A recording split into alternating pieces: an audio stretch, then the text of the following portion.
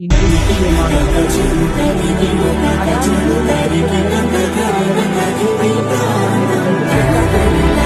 இந்திய அரசு 32,000 கோடி ரூபாய் US $3.90 பில்லியன் மதிப்பிலான LIC முதலீட்டை அதானி குழுமத்துக்கு ஒதுக்கியுள்ளது.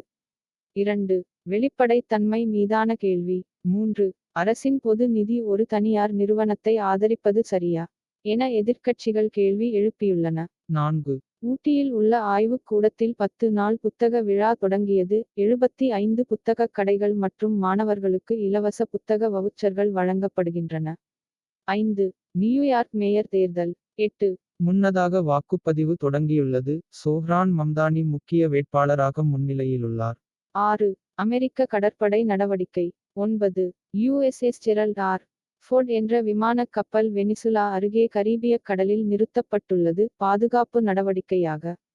உலகளாவிய தாக்கம். இந்த நடவடிக்கை லத்தீன் அமெரிக்காவில் பதற்றத்தை அதிகரிக்கும் என்ற சர்வதேச பார்வைகள் வெளியாகியுள்ளன. 7.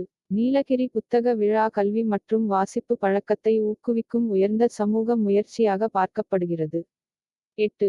இந்தியாவின் வளர்ச்சி மதிப்பீடு 6.6 விழுக்காடு ஆக உயர்ந்தது IMF. 9. வெளிநாட்டு முதலீடுகளால் ரூபாய் 2 மாத உச்சியை எட்டியது.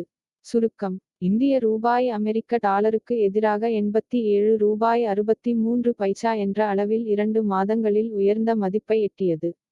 இதற்குக் காரணம் வெளிநாட்டு முதலீடுகள், இறக்குமதியாளர்களின் முன்கூட்டிய வாங்குதல் மற்றும் RBI-யின் நிலைத்துணை நடவடிக்கைகள். 10. அமெரிக்க வரிகளில் பெங்காலின் தோல் ஏற்றுமதி 5 விழுக்காடு குறையலாம். தேசிய அளவில் தோல் ஏற்றுமதி 7 முதல் 8 விழுக்காடு வரை குறைய வாய்ப்பு உள்ளது. பெங்கால் மாநிலம் இந்தியாவின் மொத்த தோல் ஏற்றுமதியில் சுமார் 15 விழுக்காடு பங்கைக் கொண்டுள்ளது.